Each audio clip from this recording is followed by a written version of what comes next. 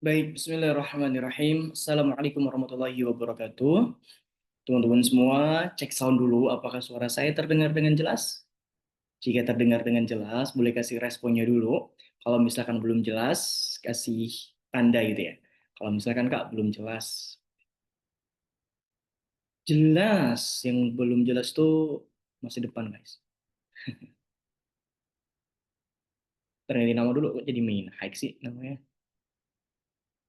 Abizar. Baik, teman-teman semua, selamat datang di segmen Benah Diri episode kedua. Malam ini aku sangat excited dan senang sekali ya setelah 1 minggu dan aku tidak sabar untuk bertemu dengan teman-teman semua dan malam hari ini Alhamdulillah kita dipertemukan kembali di segmen baru kita yaitu segmen Benah Diri. Seperti biasa teman-teman, aku berharap ya bahwa di setiap episodenya teman-teman tuh bisa mendapatkan satu pelajaran gitu ya atau satu ilmu atau satu insight baru yang akan teman-teman gunakan di kehidupan sehari-hari untuk membantu diri teman-teman semua agar menjadi lebih baik sebagai seorang manusia. Satu hal yang harus teman-teman ingat bahwasanya kita ini adalah manusia. Ini harus teman-teman pahami. Di benah diri ini, saya ingin mengajak teman-teman untuk lebih aware bahwasanya mau bagaimanapun kita adalah manusia. Dan namanya manusia itu juga harus bisa memanusiakan manusia lainnya. Karena yang ingin diperlakukan sebagai manusia itu bukan hanya kita, tapi orang-orang lain, manusia-manusia lain itu juga ingin diperlakukan sebagaimana layaknya manusia. Of course, yang namanya manusia itu punya perasaan, punya hati, punya pikiran. Ya, mungkin kita tidak bisa mengontrol tentang bagaimana penilaian orang lain terhadap kita. Tapi setidaknya kita bisa mengontrol diri kita agar kita tidak menyakiti hati, perasaan, ataupun membuat orang lain merasa tidak berdaya. Dan malam hari ini kita akan lanjut ke episode kedua, lanjutan dari materi yang kemarin. Dan aku berharap sih bedah diri ini bisa sampai 100 episode ya. 100 episode kah atau 200 episode kah? Ya, kita coba lihat nanti seperti itu ya. Dan kalau teman-teman setuju dan suka dengan segmen ini, boleh banget ajak teman-temannya untuk join. Tapi harus join grup dulu, baru bisa join ini. Jadi linknya hanya bisa di-share ke grup Hike Indonesia, seperti itu. Oke, teman-teman, gimana? Udah siap untuk belajar malam hari ini, untuk sharing? Dapat insight baru, dapat ilmu baru, dapat hal baru. Kalau sudah, coba kasih emoticon yang paling menggambarkan perasaan kamu malam ini. Kalau lagi sedih nggak apa-apa, kasih emoticon sedih gitu ya. Kalau lagi menyala, kasih emoticon api juga boleh begitu. Silakan.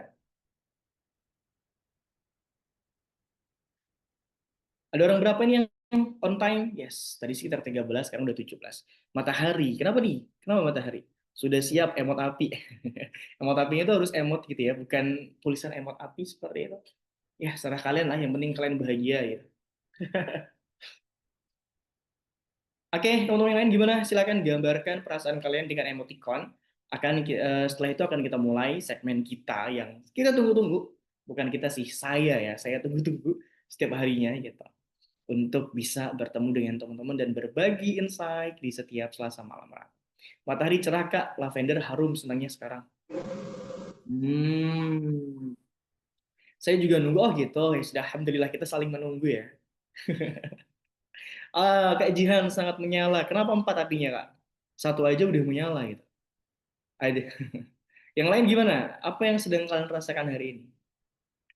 Silakan gambarkan dengan emoticon dan kita akan mulai. Karena negara api udah menyerang. Negara api yang mana lagi? Matahari cerah ya, lagi ceria berarti lagi senang, lagi bahagia. Untuk yang lain gimana nih? Ini nggak ada emoticon berarti lagi flat ya? Atau lagi nggak nyimak nih? Wah, lagi ini, lagi apa? Dak dikduk gitu ya. Semangat belajar Kak, mindset pemikiran Islam. Let's go. Halo Kak Windri. Wah, Kak Windri dengan mata yang berbintang-bintang gitu. Wah, halo Kak Mega dengan apinya. PLN sepertinya akan bangkrut karena Kak Mega udah menyala duluan gitu ya. Oke, next. Gimana teman yang lain? Di-share ke teman yang nggak join, halo nggak Kak? Nggak boleh, harus join grup dulu. Harus join grup dulu, guys. Di syaratnya harus join grup dulu. Bebas, mau di grup Akademi Pranika boleh, mau di hike boleh. Ini join dulu. Halo Kak Adis. Kenapa Kak Adis lagi nggak dapet panggung kah? Astagfirullah. Lagi nggak dapet show atau gimana? Kenapa kayak berat banget Kak Adis? Temen-temen yang lain gimana kabarnya? Kabarnya gimana perasaannya? Kayu, wah ada Kayu Agustina. Gimana Kayu hari ini? Udah siap belum untuk belajar dan perasaan kamu hari ini seperti apa? Wow, api, petir, matahari, salju gitu. Oke guys, aku izin untuk share screen seperti biasa dan aku harap teman-teman boleh dengan santai, dengan sambil makan, minum teh, minum kopi, yang nggak boleh sambil pacaran. Nah, itu. Sebenarnya boleh sih. Yang boleh tuh nyimak, tapi yang nggak bolehnya tuh pacaran. Gitu. Kak, jangan cepet-cepet ya. Oke, aku akan ngomong seolah-olah slow motion. Supaya teman-teman bisa menyimak dengan baik. Wait ya guys ya. Saya izin share screen. Tunggu sebentar ya guys. Emang ada ya yang nyimak sambil pacaran? Gak fokus nggak sih? Nggak tahu ya. Mungkin ada aja. Karena manusia ini kan nggak bisa ditebak. Tunggu sebentar ya guys. Lagi membuka PowerPoint. Lagi loading. Oh, oke oke oke. Pacaran udah halal bisa aja. Ah, betul. Tapi sebenarnya yang aku maksud pacaran yang belum halal ya. Mana nih? Eh, eh.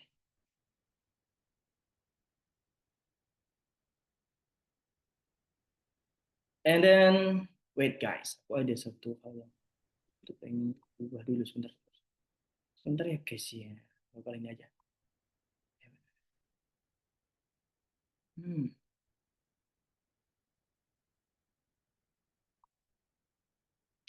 ini aja. Atau gini aja. Atau gini aja. Atau gini. Enak gini ya. Hmm, ini aja deh. Wait guys. Gue bingung. Mau gimana tuh ya? Ini begitu, begini, begitu. Ini aja ya. Oke, teman-teman. Malam hari ini di pertemuan kita only insya Allah hanya 90 menit kita akan ngobrol. Paling lama ya 90 menit berarti sampai jam 21.30 insya Allah. Kita ngebahas beberapa hal tentang pembahasan kita pada malam hari. Dan ini dimulai dengan satu slide yang sangat simpel gitu ya. Mengenali emosi, mengelola ekspresi ya. Teman-teman semua. Salah satu hal ini kita udah mau mulai masuk ke materi jadi teman-teman harap fokus ya. Salah satu culture atau budaya atau kebiasaan deh kita bilang kebiasaan kebanyakan orang Indonesia atau mungkin orang-orang di sekitar kita itu mereka menganggap sebuah emosi yang hadir itu hanya berkaitan dengan amarah, amarah, kekesalan. Sering mungkin teman-teman bilang udah jangan emosi gitu. Atau mungkin teman-teman pernah diminta untuk ayo udah jangan emosi, sabar gitu ya dan lain sebagainya. Padahal emosi ini bukan hanya sekedar marah, sedih, bahagia, jijik gitu ya, apa nangis gitu ya. Itu juga bagian daripada emosi. Nah, emosi ini bukan hanya sekedar marah guys, tapi juga banyak lainnya. Nah, dan kebiasaan orang-orang Indonesia atau orang-orang di sekitar kita itu menganggap orang ketika dirinya sedih ataupun nangis atau merasa sensitif gitu ya berkaitan dengan emosi-emosi yang dirasakan, itu cukup mereka itu akan apa ya mengatakan bahwasanya udah jangan nangis kayak nggak divalidasi begitu emosinya itu tidak divalidasi dan kebanyakan dari kita ketika ada anak kecil gitu ya nangis pengen nangis atau pengen marah tiba-tiba kita kayak menahan udah gak usah nangis udah gak usah marah gitu padahal teman-teman ketika orang itu masih kecil anak-anak itu masih kecil disitulah dia tuh harus belajar. Belajar apa? Belajar tentang mengenali emosinya. Contoh, aku ada adik namanya Ayu gitu ya. Ayu, kamu jangan, bukan jangan. Ayu, kamu boleh nangis, tapi nangisnya nggak boleh teriak-teriak ya. Ayu, kamu sekarang lagi sedih. Nah, kalau sedih itu nggak boleh ini ya. Sebenarnya yang harus dikontrol itu bukan emosinya, atau yang nggak boleh itu bukan emosinya. Yang nggak boleh adalah tentang bagaimana mengekspresikan. Harus paham ini. Jadi, emosi itu boleh. Teman-teman mau marah, mau nangis, mau bahagia, mau tertawa, mau jijik, dan lain sebagainya. Itu boleh. Emosi itu boleh. Tapi harus mengontrol atau mengelola ekspresi dari emosi yang hadir daripada diri teman-teman semua. Dan mirisnya, kebanyakan di antara kita itu tidak punya sensitivitas atau mungkin empati gitu ya, untuk bisa membantu orang lain itu memvalidasi emosinya. Gitu ya. Silakan. Memang ada hadis yang mengatakan kayak la taghdab walakal jannah, janganlah kamu marah maka surga bagimu. Itu betul. Akan tetapi bukan berarti ketika memang udah saatnya dia marah atau memang harus dia marah terus kita tahan. Contoh ketika agama kita dihina ya, kita boleh saja loh untuk marah gitu. Tapi memang marahnya harus dikontrol. Nah, yang harus teman-teman pahami, emosi di sini itu bukan hanya sekedar marah, tapi juga ada emosi sedih, bahagia ya dan seterusnya. Dan juga yang salah itu bukan emosinya, tapi bagaimana mengekspresikan dari emosi yang dia rasakan. Ini harus teman-teman pahami. Makanya ketika teman-teman marah, ya mungkin menyalurkannya, mengekspresikannya dengan ada yang diem, ada yang nulis, ada yang wudhu, ada yang sholat, dan seterusnya. Which is, itu bagus. Ya. Cara menyalurkan emosi. Sehingga, eh, teman-teman ketika udah kenal apa yang dirasakan, teman-teman tuh akan lebih mudah untuk bagaimana mengelola ataupun mengontrol. Nah, kalau kita belum bisa merasakan atau belum bisa mengenali emosi yang kita rasakan gitu ya, itu hanya akan membuat diri kita tuh bingung. Ataupun membuat diri kita tuh nggak tahu ini emosinya mau dibawa kemana. Berujung kepada ada yang emosinya tuh membara banget gitu, mencaci maki orang, ngata-ngatain orang, which is it's not good guys. Aku tahu orang tuh emosi, cuman uh, mengekspresikan itu harus dengan cara yang benar, nggak boleh dengan cara yang salah. Seperti itu. Ada satu kutipan di catatan aku yang teman-teman harus tahu. Jika kita sudah mengendalikannya, mengendalikan emosi maksudnya gitu ya, justru akan makin membuat kita bijaksana bahkan dekat dengan Tuhan.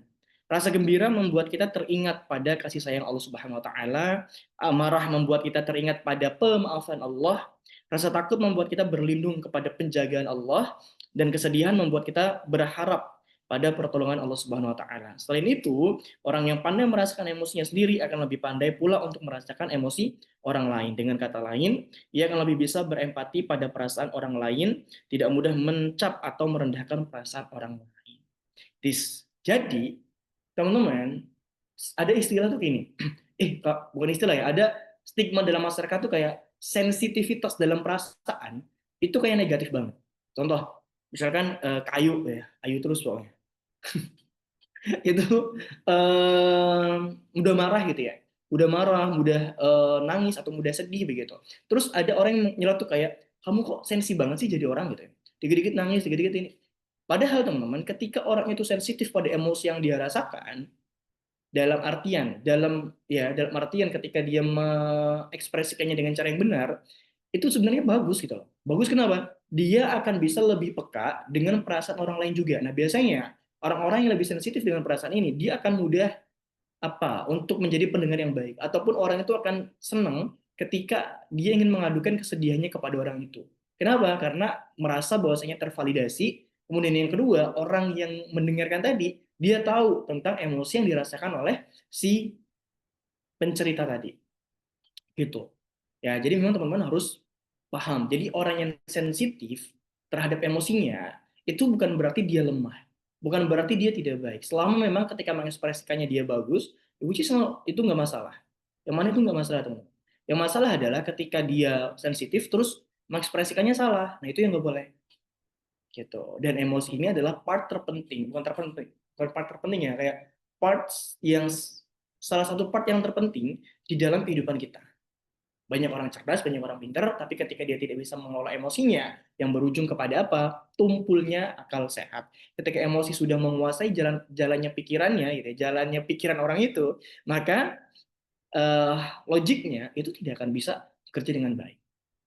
Begitu. Maka ketika teman-teman pengen ya lebih empati dengan orang lain, which is good, dan kalau ada yang mengatakan, oh sensi banget ya, itu bagus sebenarnya. Sensi itu bagus teman-teman. Dalam tanda kutip ya, dalam bagus ketika mengekspresikan dengan cara yang tepat. Kenapa? Karena kan lebih sensitif kepada perasaan orang lain, lebih bisa berempati. Bahkan ketika sholat taubat atau ketika sholat itu akan mudah untuk menangis. Jadi itu bagus banget. Artinya hatinya tuh lembut begitu. Nah, jadi kalau misalkan teman-teman sedang mengalami emosi-emosi tadi, Silahkan disalurkan, silahkan dirasakan, silahkan divalidasi begitu. Akan tetapi tetap kelola dan ekspresikan dengan cara yang tujuh sampai sini. Paham? Boleh kasih komen dulu.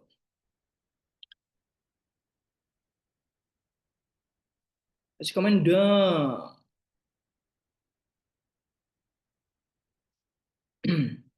Oh enggak guys? Kalau nggak apa boleh. Oh enggak, coba ketik dulu.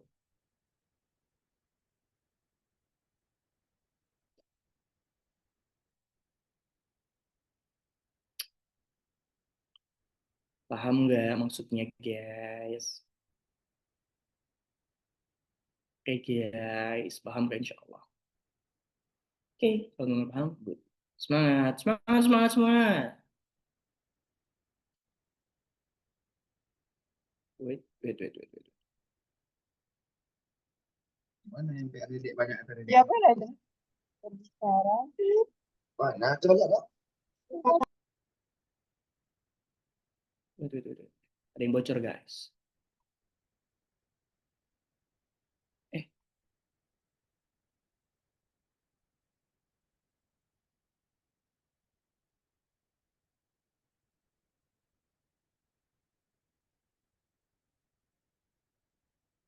mengungkapkan emosional nggak apa-apa ya? Nggak apa-apa. Mengungkapkan emosional itu nggak apa-apa selama mengekspresikannya itu benar. Jadi orang sensen, sensen dalam dalam konotasi dan konteks yang positif ya, bukan yang marah nggak jelas, bad mutan. No, nggak kayak gitu. Sensi itu artinya sensitif terhadap perasaan-perasaan yang dirasakan. Jangan disalahartikan. Paham? Jangan disalahartikan. Ini kamu salah mengartikan. Maaf telat masuk nih, misal bisa mengontrol emosi tapi nggak bisa mengontrol raut wajah, gimana kak?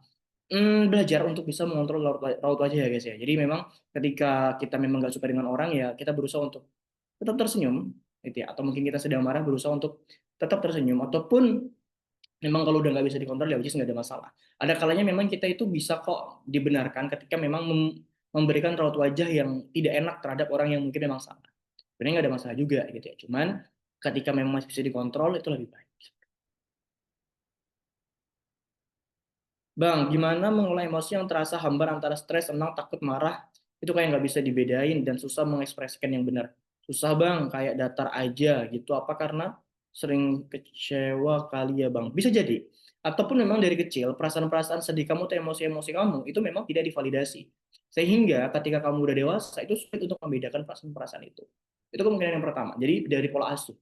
Dan yang kedua, bisa juga dari pengalaman-pengalaman atau traumatis di masa lalu ya daripada pengalaman masih yang kurang baik kemudian kekecewaan yang dihasilkan dari harapan itu sehingga membuat kamu tuh kayak hopeless kayak bodoh amat flat aja nggak ada gairah mau berharap juga nanti dikecewakan dalam pikiran kamu gitu walaupun misalkan mau lebih excited takut seperti luka di masa lalu seperti itu. Nah sebenarnya dalam hal ini kamu harus take a break bro kamu harus kayak ambil waktu untuk istirahat after itu kamu coba untuk istirahat dalam artian gini coba stop sosial media gitu ya kemudian stop untuk bertemu dengan orang-orang toksik gitu.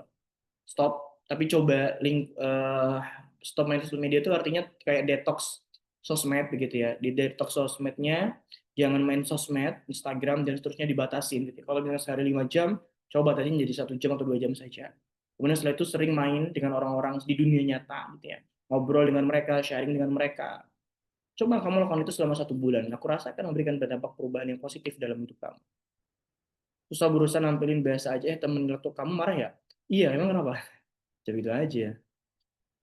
Nah, kalau lebih memilih menjaga jarak dengan orang yang membuat sakit hati, salah nggak? Nggak ada masalah. Nggak ada masalah. Ketika memang kita merasa terzolimi atau kita merasa sakit hati dengan orang lain atau dengan orang tersebut gitu ya. Kalau ketika kamu ingin menjaga jarak, itu nggak ada masalah guys.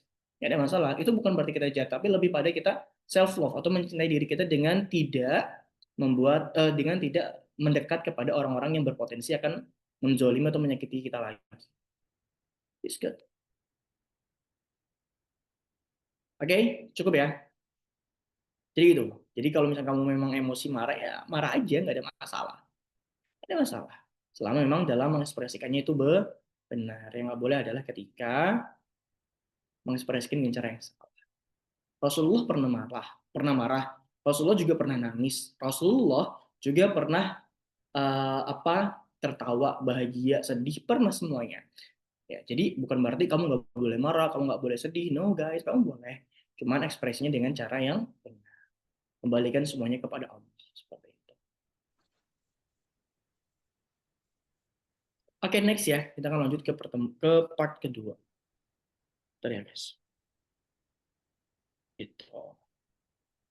Nah, teman-teman, ketika kita merasa emosi kita sedang tidak stabil atau mungkin tadi ada yang bertanya tentang hambar dan seterusnya, itu bisa saja karena kita merasakan depresi atau tekanan yang tinggi gitu ya terhadap dunia, misalkan karena pekerjaan atau mungkin karena kekecewaan atau mungkin karena trauma dan lain sebagainya. Nah, pembahasan selanjutnya atau di poin kedua ini sangat relate sekali ayat atau surat Ad-Duha. Which is ini adalah surat yang aku anggap sebagai surat yang mental health sekali ya teman. Nanti aku akan bahas satu-satu. Bentar. Aku buka catatan dulu ya. Aku lupa dimulai dari apa ya? Hmm, hmm, hmm. Oke, teman-teman, surat Ad-Duha ini asbabun nuzulnya mungkin teman-teman udah ada yang tahu ya berkaitan dengan masa kesedihannya Rasulullah. Kenapa sedih? Karena pada saat itu Rasulullah SAW itu menghadapi satu masalah sih, masalah yang sebenarnya wajar saja. Masalah pada saat itu, ketika Rasulullah sudah mendapatkan wahyu, kemudian dia sudah menyampaikan keislaman kepada orang-orang kaum kafir Quraisy seperti itu.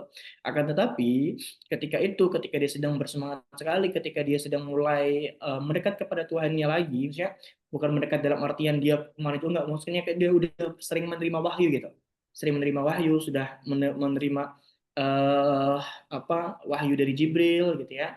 Akan tetapi pada saat itu tiba-tiba wahyu itu terstop, jadi Al-Quran itu tidak diturunkan, bukan tidak diturunkan, kayak dipending gitu oleh Allah Subhanahu Wa Taala, kayak di pending. Nah, ketika itu orang-orang kafir Quraisy itu teman-teman semua itu menganggap bahwasanya Rasulullah itu sudah ditinggalkan pada Tuhannya. Jadi muncullah olok-olok dari kaum kafir Quraisy dengan mengatakan kayak lihatlah Muhammad sudah ditinggalkan sama Tuhannya, lihatlah Muhammad sudah gila dan lain sebagainya. Sehingga Rasulullah pada saat itu tuh cukup merasa sedih, merasa dirinya iya ya apa aku ditinggalkan sama Tuhanku ya dan lain sebagainya. Nah, ketika Rasul sedang sedih, maka Allah menurunkan surat dalam Al-Quran. Salah satu suratnya adalah surat Ad-Duha. Dan surat ini benar-benar menurut aku adalah surat yang uh, apa ya istilahnya, mental health sekali aku mengatakan ini teman-teman. Surat yang sangat-sangat dekat dengan mental health. Jadi kalau teman-teman saat ini ada yang merasakan seperti apa yang Rasulullah rasakan, seperti rasa sesak, gelap, begitu ya, nggak tahu mau gimana, sedih, dan lagi berada di titik terendah, mungkin surat Ad-Duha ini bisa menjadi obat gitu ya bagi teman-teman semua. Artinya isinya, nasihatnya itu bisa menjadi obat atau penenang di dalam diri kita. Seperti itu. Nah, teman-teman, dalam Quran surat Al-Duha ini itu dibuka dengan satu ayat. Apa ayatnya? Wat duha. Dan demi waktu duha. Nah, ini satu yang sangat-sangat menarik sekali. Kenapa Allah itu bersumpah demi waktu duha gitu ya. Ketika matahari menaik di mungkin sepenggal atau setengah gitu ya. Kenapa Allah mengatakan itu atau Allah berfirman itu? Ini banyak banget ahli tafsir yang menafsirkan begitu ya. Salah satu tafsirnya adalah karena di waktu duha ini adalah waktu yang indah, waktu yang bagus gitu, waktu yang baik. Karena pada saat ini ketika matahari mulai naik di waktu duha, di situ terdapat banyak kebaikan, vitamin gitu ya. Kemudian juga bahkan di barat teman-teman ada terapi namanya terapi matahari gitu ya. Terapi matahari ini dilakukan ketika di waktu duha, jadi berjemur gitu ya. Artinya waktu duha ini adalah waktu yang istimewa. Begitu. Wadduha wal laili idza saja. Allah mengatakan dan demi malam apabila telah sunyi. Nah, Allah mengatakan dalam ayat ini itu seakan-akan wahai Muhammad gitu ya. Demi waktu duha, demi waktu malam yang sunyi juga, Allah tuh ingin memberikan pesan seperti meskipun kamu saat ini sedang berada di suasana atau situasi yang gelap gulita, nggak tahu mau minta tolong siapa misalkan, atau nggak ada yang bersama kamu, semua orang meninggalkan kamu sedih, kamu merasa hampa, kamu merasa dizolimi, kamu merasa nggak punya benar-benar down gitu ya. Allah tuh mengingatkan wadduha walail idza saja. Ketika ada malam pasti akan ada pagi gitu ya. Ketika ada pagi pasti nanti juga akan ada malam. Selama lamanya waktu malam pasti akan timbul matahari. Dan waktu yang salah satu waktu istimewa itu adalah di pagi hari, di waktu duha seperti itu. Jadi seakan-akan memberikan pesan ya kepada kita, meskipun kamu berada saat ini pada situasi yang gelap, pada situasi yang menekan kamu, mempressure kamu, membuat kamu sedih, membuat kamu gelisah, membuat kamu tak berdaya. Ingat, ingat, ingat bahwasanya malam yang gelap gulita sepanjang-panjangnya malam itu akan tetap bertemu dengan waktu pagi. Akan bertemu dengan waktu pagi. Akan bertemu dengan waktu yang dimana itu matahari akan muncul. Akan timbul cahaya di situ. Artinya, malam atau kesedihan yang kamu rasakan itu nggak akan selamanya kok. Kamu akan tetap merasakan kebahagiaan, akan tetap merasakan kemudahan. Sabar. Ya. Nah, jadi surat ini di ayat ini benar-benar memberikan pesan yang mendalam bagi Rasulullah dan juga bagi Rasulullah dan juga untuk kita. Kemudian di ayat ketiga, mawat yang korob buka wama kola. Allah mengatakan bahwasanya Tuhanmu tidak akan meninggalkan kamu Muhammad. Jadi ketika kita teman-teman, ini kita ambil POV dari kita sebagai hambanya ya. Ketika kita merasa bahwasanya kita merasa hidup sendirian, Allah tuh ingin bilang kepada kita, hey, siapa misalnya di sana namanya, ayo gitu ya. Meskipun kamu saat ini sedang sedih, sedang terpuruk, ingat, Allah itu tidak akan pernah meninggalkan kamu. Allah tidak akan pernah meninggalkan kamu. Jadi ketika kita lagi sedih, ingat teman-teman, Allah nggak akan pernah ninggalin kita. Mungkin orang lain bisa meninggalkan kita. Semua orang bisa menjauh dari kita. Semua orang bisa menghina, mengolok-olok, bisa memfitnah. Tapi ingat, satu, mau bagaimanapun keadaan kamu, Allah tetap berada di samping kamu. Allah tetap berada bersama kamu, dan Allah tidak akan pernah meninggalkan kamu. Itu yang pertama. Kemudian yang kedua, pesan yang diberikan adalah pentingnya support system. Dalam POV ini, Rasulullah SAW itu langsung disupport oleh Allah Subhanahu Wa Taala. Termasuk kita juga disupport oleh Allah Subhanahu Wa Taala. Allah tidak akan pernah meninggalkan kita. Termasuk teman-teman semua itu nggak pernah yang namanya ditinggalkan oleh Allah Subhanahu Wa Taala. Tapi seringkali kita yang menjauh dari Allah Subhanahu Wa Taala. Jadi ketika kita merasa, kak, hari ini aku nggak punya apa-apa, nggak punya siapa-siapa, no guys, kamu tetap punya Allah. Nah, kalau kita tarik ke dalam konteks pertemanan gitu ya, teman yang soleh, teman yang soleha, teman yang bisa selalu support kepada kita, itu penting. Sepenting itu. Ketika kita lagi sedih, ada yang ingetin, tenang, kamu jangan khawatir, aku di sini tetap bersama kamu kok. Aku nggak akan ninggalin kamu. Ya kan? Senang banget gak sih kalau misalkan ada teman yang kayak gitu. Ketika kita lagi sedih, tenang ya, aku nggak akan ninggalin kamu kok. Kita lewatin bareng-bareng ya. Itu kan kayak tersentuh banget ya sih hati kita. Nah Allah tuh seakan-akan yang bilang kayak gitu. Tenang, aku gak akan meninggalkan kamu. Aku gak akan meninggalkan kamu, wahai hambaku. Ya, jadi ketika kita lagi terpuruk, kita tuh harus ingat. Bahwasanya kita tuh punya Allah. Kita punya Allah yang selalu ada bersama kita. Pernah nggak teman-teman merasa kesepian? Nggak tahu, lagi sedih tapi nggak tahu cerita sama siapa, nggak punya tempat untuk berbagi, nggak tahu harus mengadu ke siapa gitu ya. Dan kalau teman-teman ada di fase itu, ingat bahwasanya Allah nggak akan pernah meninggalkan kita. Di ayat selanjutnya, walal akhiratu khairul laka minal ula. Allah tuh menyampaikan bahwasanya ingat akhirat itu lebih baik daripada hari yang sekarang. Ya, akhirat itu lebih baik daripada hari yang sekarang. Allah tuh ingin ingetin kepada kita. Kayak, oke, kamu saat ini lagi lelah, kamu lagi capek, kamu lagi terpuruk, ingat, aku gak akan ninggalin kamu kok. Aku akan tetap selalu bersama kamu. Ya, kita lewatin bareng-bareng ya. Bukankah tujuan kamu itu adalah tujuan yang panjang, yaitu akhirat? Bukankah tujuan kamu itu adalah surga? Ingat tujuan kita di dunia ini bukan untuk tinggal selamanya di bumi. Ingat tujuan kita di akhirat. Jadi kayak seolah-olah ini ya bukan menyamakan Allah dengan sahabat, tidak, jadi seolah-olah kayak Allah tuh pengen bilang, Oke, kamu saat ini lagi sedih ya. Ingat kalau lagi sedih, lagi terpuruk, kesedihan kamu ini cuma sementara. Nanti akan ada bahagia yang datang. Kamu gak usah khawatir, aku tetap kok ada bersama kamu. Kita latihan bareng-bareng ya. Ingat, tujuan kita itu surga, bukan dunia. Jadi kalau dunia menyakiti kamu, meninggalkan kamu, gak usah khawatir. Tujuan kita surga. Terus di ayat kelima, wala sawfa yu'ti rabbuka fatarda. Nanti kita ketika di surga itu akan diberikan ganjaran atau balasan dari kesabaran kita sampai apa? Sampai kita ridho. Sampai kita ridho, sampai kita puas. Puas itu bukan hanya sekedar puas saja, teman-teman. Tapi sampai kita ridho. Ridho itu ketika rasa tangis, rasa sedih, ya, rasa sakit itu berubah jadi kebahagiaan. Kita lupa dengan apa yang kita rasakan selama di bumi. Kita lupa dengan apa rasa sakit yang kita rasakan di dunia.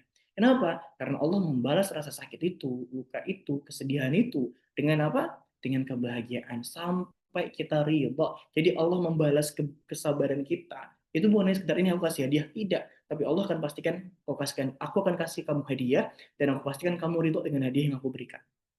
Masya Allah banget kan? Masya Allah banget. Itu benar-benar nanti akan kita coba rangkum dari setiap ayat itu menyampaikan pesan apa. Dan di ayat kelima, Allah itu menyampaikan seperti itu. Dan di ayat keenam, alam yajid kayati mangfa'awa. Bukankah dia mendapatimu sebagai seorang yatim lalu dia melindungimu? Nah, kalau kita tarik konteksnya ke kita, seakan-akan Allah tuh bilang, bukankah dulu kamu itu ayat 6 dan 7 ya. Wa wajadaka dhalan fahada, dan dia mendapatimu sebagai seorang yang bingung lalu dia memberikan petunjuk. Allah tuh pengen bilang kepada kita, kalau misalnya bukankah dulu kamu juga pernah sulit dan aku tetap bantu kamu? Bukankah dulu kamu pernah diuji dan aku tetap membantu kamu? Bukankah dulu kamu pernah terluka, pernah sakit selain daripada hari ini, sebelum hari ini, dan aku tetap memberikan petunjuk kepada kamu dan aku tetap memberikan pertolongan kepada kamu? Gitu loh. Allah tuh mulai, jadi wah masya Allah sekali ya di Quran surat Al. Makanya aku senang banget dengan surat ini. Kayak Allah tuh pengen ngasih tahu, ingat loh, kamu tuh saat ini sedih, kamu merasa terpuruk, itu bukan yang pertama. Dulu kamu juga pernah kan kayak gitu. Kamu juga pernah kan merasakan itu. Kata. Dan hari ini, apa yang membuat kamu ragu kalau aku akan tetap memberikan petunjuk kepada kamu? Wah, keren banget kan? Dan itu adalah keajaiban daripada Quran surat Al-Duha. Dan Quran surat 8, wa wajadaka ilang fa'aghna. Dan dia mendapatimu sebagai orang yang kekurangan, lalu dia memberikan kecukupan. Amal yatima fala taqhar. Maka terhadap anak yatim janganlah kau berlaku sewenang-wenang. Jadi ketika kita sedih, teman-teman, kita juga harus ingat bahwasanya dulu kita pas lagi susah, kita juga diberikan kemudahan oleh Allah Subhanahu wa taala. Ketika kita merasa kurang, Allah juga cukupkan. Dan ketika kita sudah merasa cukup hari ini, maka coba deh untuk kita berbagi kepada orang lain. Kita dikasih rezeki sama Allah, kita bagi kepada orang lain. Nah, ada satu pertanyaan dan menurut aku udah aku cari tahu ya, teman-teman. Ini masalah sekali. Jadi ketika kita sedang mental down gitu ya, kita sedang sakit hati ataupun sedang terluka, sedang depressed gitu, ya, sedang down, berbagi berbagi apapun itu kepada orang lain yang membuat orang lain itu bahagia dan kita ridho dalam memberikannya, itu terapi sebenarnya. Terapi itu dalam artian bisa memperbaiki kayak mood kita. Yang tadi kita murung di kamar, coba deh ayo keluar, main ke panti asuhan kayak atau ke jalan-jalan, coba deh kasih mereka uang atau kasih sedikit rezeki dari kamu. Senyum mereka, tawa mereka, itu kan ngobatin rasa sakit yang kamu rasakan. Kamu akan kayak oke, lebih bersyukur, kamu akan merasa lebih uh, tenang gitu ya. Dan itu sudah terbukti. Teman-teman bisa bisa bisa praktikkan langsung. Pada ayat selanjutnya, wa masaila falatanhum wa amma bi ni'mati rabbika fahadits. Dan terhadap orang yang meminta-minta janganlah engkau menghardiknya, dan terhadap nikmat Tuhanmu hendaklah engkau nyatakan dengan bersyukur. Wah, jadi ketika ada orang, jadi gini teman-teman, ketika kita sedang down gitu ya, ketika ada orang yang di bawah kita atau orang yang susah, jangan kita justru mencaci makinya, tapi lebih kepada mendukungnya atau memberikan support. Kita ngobrol, kita sharing, kita mungkin bisa bisa ngasih sesuatu yang bisa kita berikan gitu ya. Nah, kemudian setelah itu di ayat selanjutnya kan Allah memerintahkan kita bersyukur atas apa yang telah Allah berikan kepada diri kita. Jam berapa ini? 29 ya. Jadi kita diminta untuk bersyukur atas apa yang Allah berikan kepada kita. Ingat, ini salah satunya harus teman-teman pahami. Syukur itu tidak, Allah tuh tidak memberikan nasihat kayak udah deh bersyukur aja gitu. Enggak di awal.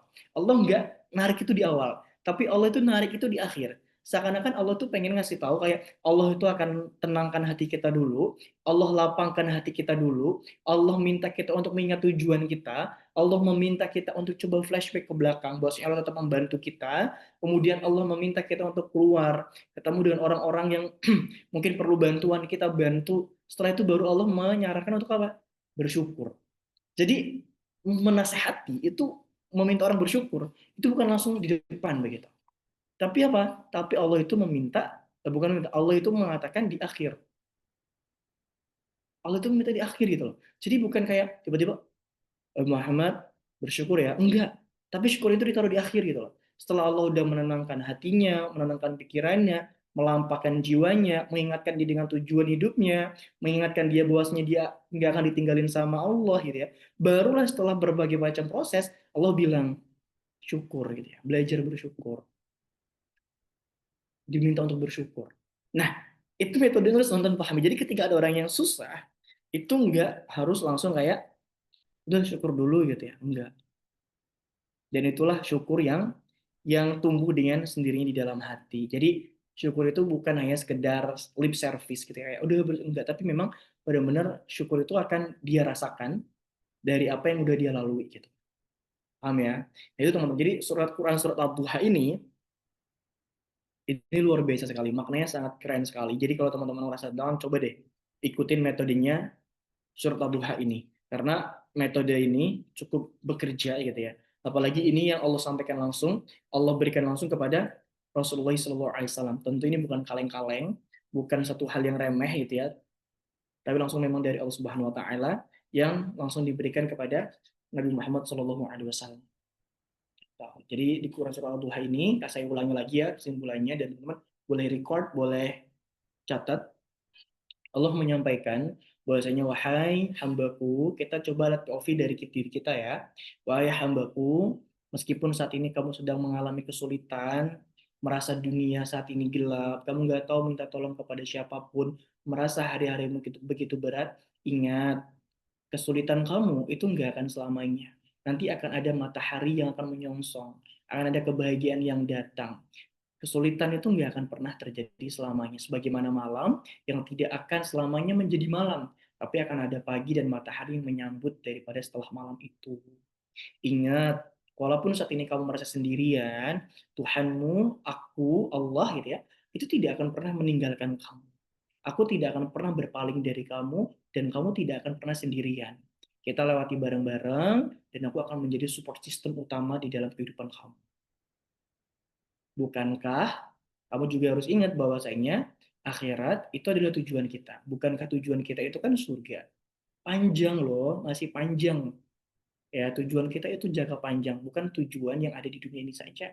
Tujuan kita adalah akhirat. Hari akhirat itu lebih baik daripada hari ini. Jadi, mari kita bangkit bersama. Kalau saat ini kamu merasa sulit untuk menghadapi ujian ini, ingat, bukankah dulu kamu juga pernah diuji? Bukankah dulu kamu juga pernah merasakan sakit? Pernah juga juga pernah merasakan luka? Pernah merasakan kesedihan? Dan aku kan selalu bersama kamu. Aku tetap memberikan petunjuk kepada kamu, aku tetap memberikan pertolongan kepada kamu, dan kamu berhasil melewati hari-hari itu hingga kamu berada di hari ini. Ya, jadi tenang, gak usah ragu, kamu pasti akan bisa melewati hari ini. Dan ketika kamu eh, dan ketika kamu memiliki sedikit rezeki, coba deh keluar, berbagi deh, ngobrol sama mereka yang mungkin sedang kesulitan, yang mungkin tidak sebaik kamu. Coba deh sharing sama mereka, berikan rezeki kepada mereka. Dan perasaan welas asih itu akan menjadi obat bagi hati kita yang mungkin sedang saat itu sedang sedih. Senyum anak-anak, senyum orang yang sedang kesulitan, doa dari mereka, itu akan membuat hati kita akan jauh lebih tenang. Dan ketika kamu sudah melakukan itu semua, ingat bahwasanya Tuhan kamu juga sudah memberikan rezeki yang cukup. Ya, jadi kita coba belajar untuk bersyukur gitu.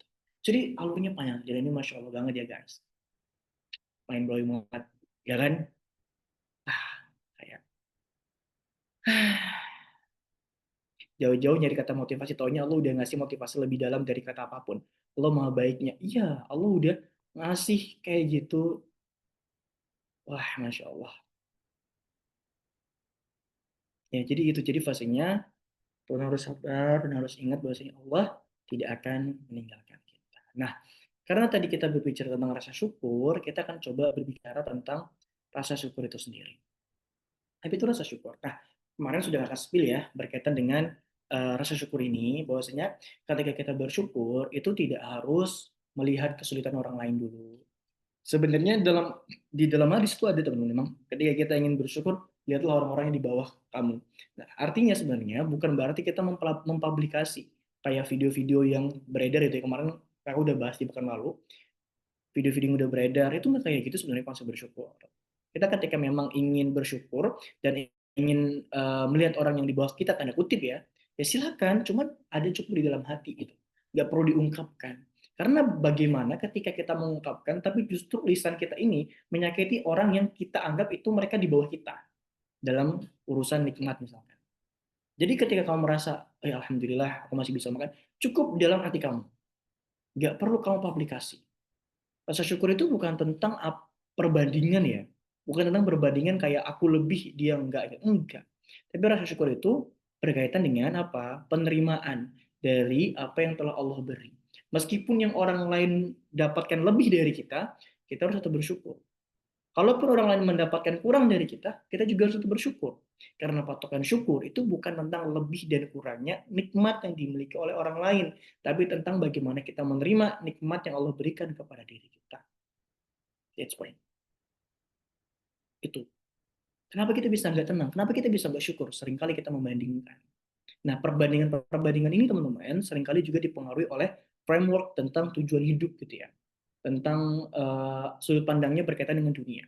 Kalau misalkan nih, ya teman-teman, tujuan kamu dunia ini pengen jadi orang kaya gitu ya, pengen jadi orang yang berduit, maka kamu akan sering membandingkan diri kamu dengan orang-orang yang kaya, dengan orang-orang yang berduit. Oh, dia umur 25 udah punya apa ya? Oh, dia umur 25 udah punya mobil belum ya? Kamu akan terus membanding-bandingkan, dan disitulah kamu akan merasa tertekan dan stres. Tapi kalau kamu framingnya tentang dunia kayak, oke, rezeki itu Allah yang ngatur, tugas aku ikhtiar, dan tugas aku beramal soleh, maka tidak akan ada namanya perbandingan. Kamu akan fokus mengejar akhirat kamu, dan mengejar dunia yang telah Allah berikan kepada kamu dengan rasa syukur tentunya, dan dengan ikhtiar yang terbaik. Karena rezeki itu kan ada di tangan Allah, bukan di tangan manusia. Jadi syukur itu bukan tentang banyak atau sedikitnya yang orang lain dapatkan, tapi tentang penerimaan kita terhadap nikmat yang telah Allah berikan kepada kita. So, itu guys. Jadi jangan salah dalam konsep syukur ini. Jangan salah dalam konsep syukur. Dan ketika kita memang pengen bersyukur dan melihat ke orang lain, keluar ya kepada orang lain, which is itu silakan kamu saja. Itu silakan kamu saja. Nggak perlu dipublikasi, nggak perlu kayak ngerekam video yang udah jualan terus gitu kayak sudahkah bersyukur, nggak perlu kayak gitu. Ya, karena itu akan menyakiti orang yang di video kan itu. Tapi kalau kita lihat ke atas untuk jadiin motivasi itu lebih kita nggak apa-apa, nggak apa-apa gitu ya. Jadi hidup itu bukan perbandingan guys, tapi perjalanan menuju kepada ridho Tuhan. Itu yang penting. Jadi bukan hanya sekedar pengen syukur ketika mendapatkan ini. Aku akan bersyukur akan enggak guys. Cukup syukuri dulu apa yang kamu punya saat ini. Syukuri serta ikhtiarkan yang terbaik. Syukuri, ikhtiarkan yang terbaik. Syukuri, ikhtiarkan yang terbaik. Enggak perlu kayak, oh, aku akan bersyukur kalau aku punya ini. Enggak perlu. Kamu bisa makan hari ini aja kamu udah bersyukur. Kamu masih hidup aja kamu harus bisa bersyukur. Kamu hari ini bisa sosial mediaan itu pun harusnya sudah bisa membuat kamu bersyukur. Karena syukur itu bukan tentang banyak sedikitnya rezeki, tapi tentang bagaimana kita bisa menerima setiap nikmat yang Allah berikan. Tuh. Jadi nggak perlu untuk membanding-bandingkan lagi. Ya, kalau kamu pengen tenang, stop ya untuk compare, membandingkan antara diri kamu dengan orang lain. Cukup syukuri kalau kamu merasa apa yang Allah berikan itu, kayaknya aku masih bisa mendapatkan yang lebih, kejar lagi dengan ikhtiar dan doa. Nah, kemudian teman-teman, mungkin pernah ya dari kalian itu mendengar nasihat kayak kamu tuh kurang bersyukur. Apakah nasihat itu tepat? Kita bahas. Ya, ada satu konsep, ada satu statement yang kakak tulis di sini tentang tak semua hal selesai dengan nasihat. Nah, teman-teman, sebelum mereka menjelaskan tentang hal ini, teman-teman harus melihat POV ini bukan dari POV orang lain. Contohnya adalah bukan untuk kita menghakimi orang lain. Ketika ada orang yang menasihati kita nggak boleh pakai dalil ini. Dalil ini, ataupun statement ini, atau argumentasi ini, atau dasar ini hanya boleh kita kenakan untuk diri kita ketika kita hendak ada keinginan menasihati semua orang. Kayak misal, contoh, ada orang yang sedang mengalami kesedihan, gitu ya, mengalami kesedihan, misalkan di KDRT sama suaminya, atau mungkin lagi rame deh perselingkuhan gitu ya, sedang diselingkuhi, iya sedang diselingkuhi tuh, jangan jangan jangan jangan diselingkuhi deh, terlalu ini banget, tentang seorang istri yang capek gitu ya menjadi ibu rumah tangga karena suaminya tidak pernah bantu dan lain sebagainya. Nah, lalu gitu ya, si suami ini malah memberikan nasihat kayak, sabar ya, kamu tuh harus taat sama suami karena surga kamu ada di surga suami, ada di ridho suami, misalkan begitu. Tugas wanita itu harus taat, nggak boleh begini dan begitu. Nah, nasihat-nasihat seperti ini itu tidak bisa dibenarkan, guys. Pada hal-hal yang sebenarnya masih bisa didiskusikan, masih bisa diobrolkan, itu nggak boleh kayak gitu. Atau misal kayak tadi kakak aku bilang ada orang yang ada keluarganya yang meninggal, terus kita bilang kayak udah kamu sabar, kamu ikhlas ya. Nanti kalau misalkan kamu nangis, orang tua kamu atau keluarga kamu yang meninggal nanti jadi nggak tenang dan lain sebagainya dan sebagainya begitu. Nah itu nggak boleh kayak gitu. Nah tapi ketika kita ada orang yang mungkin menasihati ketika kita sedang sedih ya, which is saya dengarin, nggak boleh pakai dalil ini. Dalil ini digunakan untuk diri kita yang suka menasihati orang lain tanpa diminta. Nah, jadi teman-teman, nggak semua orang itu suka dinasehatin. Pada dasarnya tuh enggak. Ketika ada orang yang cerita, yang sharing kepada kamu, itu nggak melulu tentang, tidak melulu ingin dinasehati. Bisa jadi mereka hanya pengen cerita saja, pengen divalidasi perasaannya, pengen didengarkan saja. Tapi jadi kalau kalau misalkan kamu tidak diminta untuk menasehati, jangan sok menasehati. Nasihat itu tidak semuanya selesai dengan nasihat, guys. Tidak bisa menyelesaikan semua masalah. Kecuali orang itu memang minta dinasehati, atau orang itu memang kayak udah salah banget nih dalam hal kriminal atau hal-hal yang jelek gitu ya, maka mungkin menasehati itu dalam konteks itu bisa dibenarkan. Tapi dalam konteks orang yang lagi sedih, orang yang lagi berduka, orang yang lagi mungkin kelaparan begitu ya, maka nggak bisa ini dinasehati dengan cara-cara yang sering kita lakukan kayak sabar ya, banyakin syukurnya ya, dan ikhlas ya. Nggak bisa kayak gitu. Kadang orang tuh hanya perlu dukungan emosional. Nah, dukungan emosional ini berupa apa? Berupa dengan didengarkan, divalidasi perasaannya. Jadi jangan ujuk-ujuk menasehati. Contoh misalkan ada lagi yang teman kalian yang masih suka pacaran gitu ya, masih suka dugem gitu. Terus tiba-tiba kamu bilang kayak udah, pacaran tuh haram gitu. Nanti kamu masuk neraka loh. Nah itu nggak bagus tuh metode dakwah yang kayak gitu. Atau misalkan teman kamu suka dugem terus tiba-tiba oh nggak mau berteman sama kamu ya, kamu ahli neraka. Nah, itu nggak boleh kayak gitu. Jadi kita memang harus benar-benar menasihati dengan cara yang tepat. Boleh nasihatin tapi dengan cara yang tepat. Kalau dia minta ataupun dengan kondisi tertentu seperti oh ini pelaku kriminal kita nasihatin ya nasihatin. Tapi tidak semuanya itu bisa diselesaikan dengan nasihat. Kita harus tahu kondisi dan situasinya. Ya, jadi nggak bisa kayak tiba-tiba ngasih nasihat kepada orang lain. Nah, dalam ilmu psikologi ada yang namanya connection before correction. Artinya adalah ketika teman-teman sebelum menasehati atau menilai seseorang, itu ada baiknya teman-teman tuh berkoneksi atau terhubung langsung dengan orang tersebut. Jadi contoh nih, Kak Ayui ya, aku pengen nasihatin Kak Ayui, sebelum aku menasehati Kak Ayui, ini tuh salah, ini salah, lebih baik aku kayaknya harus lebih sering mendengar deh tentang ceritanya Kak Ayu, aku harus lebih tahu tentang kehidupan Kak Ayu, aku harus bisa lebih tahu tentang kesukaan dan ketidaksukaannya. Sehingga ketika kita mendakwahinya atau mengkoreksinya, kita tahu kita harus bersikap seperti apa gitu. Jadi nggak bisa tabrak-tabrak masuk aja. Ya. Tabrak-tabrak masuk itu ya entah orangnya seperti apa, kita gunakan metode yang sama semua gitu. Nggak bisa. Gitu. Jadi kita harus terhubung dulu, kita harus kenal dulu. Makanya kalau teman-teman mungkin pernah konsul ke psikolog ataupun teman-teman pernah ya sharing ya dengan anak psikologi, biasanya mereka akan coba mengobservasi dulu, observasi, kemudian setelah itu akan terkoneksi dulu ya, kalau udah mulai kenal, barulah ada namanya connection seperti itu. Oh kamu tuh begini loh, kamu tuh begini dan begitu. Jadi ada jalannya, ada alurnya, bukan hanya sekadar menasehati. Kadang memang di satu sisi kita sebel juga ya, kita nggak lagi minta nasihat, kita cuma lagi cerita, ngadu gitu ya, tiba-tiba malah dinasehatin, kesel kadang juga kayak gitu, kesel, cuman ya mau bagaimanapun kita juga harus tetap menghargai orang itu yang telah berniat baik, tanda kutip ya, berniat baik untuk memberikan nasihat kepada kita. Itu kalau nggak suka ya udah keluar kuping, masuk kuping kanan keluar kuping kiri misalkan. Jadi tetap harus didengarkan. Kalau nasihatnya bagus ya kita terima. Kalau kurang bagus ya nggak ada salahnya untuk kita tidak lakukan seperti itu. Jadi harus ada namanya connection before kita correction orang lain. This point guys. Jadi itu ya pembelajaran pada malam hari ini benar diri episode 2 yang udah hampir jam 9. Jadi jam 9 kita selesai. Kemudian 30 menit kita akan Q&A seperti itu. Nah, itu poin-poin penting yang harus teman-teman pahami mulai dari mengenali emosi, kemudian metode ya dalam mengembalikan mental atau bangkitnya kita dari Quran surah Ad-Duha, kemudian kita bahas tentang rasa syukur, kemudian kita bahas tentang menasehati, dan yang terakhir ini kita membahas tentang connection before correction. Setiap orang memang ingin menasehati, tapi pada faktanya tidak semua orang tuh siap dalam menerima nasihat. Melakukan observasi berhubungan baik dulu, kenalan dulu, itu akan jauh lebih baik daripada kita tiba-tiba menasihati orang yang memang belum siap untuk dinasehati. Thank you guys untuk malam hari ini. Kurang lebih materinya seperti ini. Mudah-mudahan ada insight, ada pelajaran baru yang teman-teman dapatkan sehingga bisa memberikan manfaat dan bisa diterapkan oleh teman-teman semua.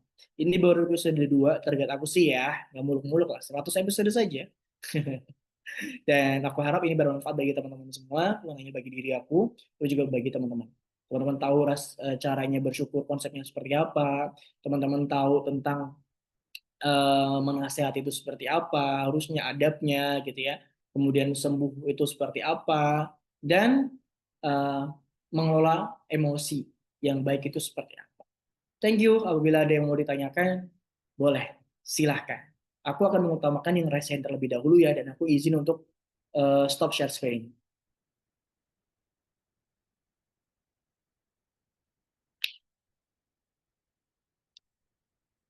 Ya, di sini hujan, Masya Allah. Wait. Ini siapa yang kayak gini? Ada lagi? Kita buka 3 pertanyaan dulu ya. Ada lagi mau raise hand? Raise hand, guys. Ada lagi. My work is easy because I use Quick. Here's how I keep track of all my Ada lagi mau raise tasks. hand? I start by brain-dumping everything I need to get done in a list view. Next,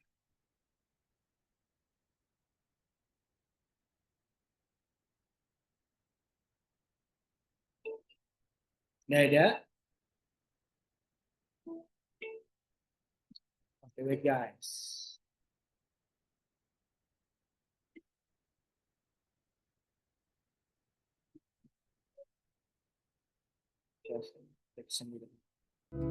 Oke, silakan kenalan dulu siapa namanya, asalnya dari mana, ukuran sepatunya berapa.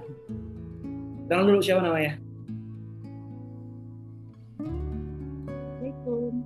Kak, Waalaikumsalam. jelas nggak suaranya? Oh, jelas. Siapakah Anda? Terus banget ya perkenalan.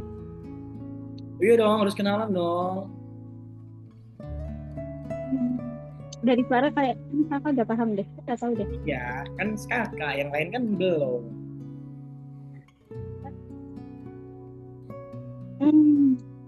Ya udah. Kali ini jangan deh kak. Ya. Kenapa? Ya nggak mau aja. Oke. Silakan. Kakak kan juga udah tahu. Ah? Kakak kan juga udah tahu siapa. Iya, saya udah tahu. Yang lain belum tentu tahu loh. Terus jadi gimana nih? Harus. Oh, tanya aja. Oke, tanya ya. Yes, ini tanya.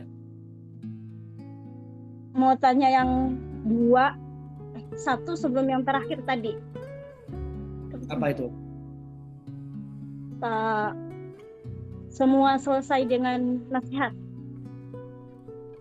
Nah, Gimana? itu kan kakak tadi saya dengar itu selalu ngomong validasi. Nah, Ya, itu validasi perasaan ya maksudnya ya.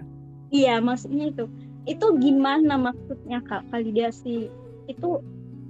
Ya Kakak juga ngomong tadi nggak usah, bukan nggak usah ya, tapi lebih tepatnya nggak selalu kata sabar itu diberikan.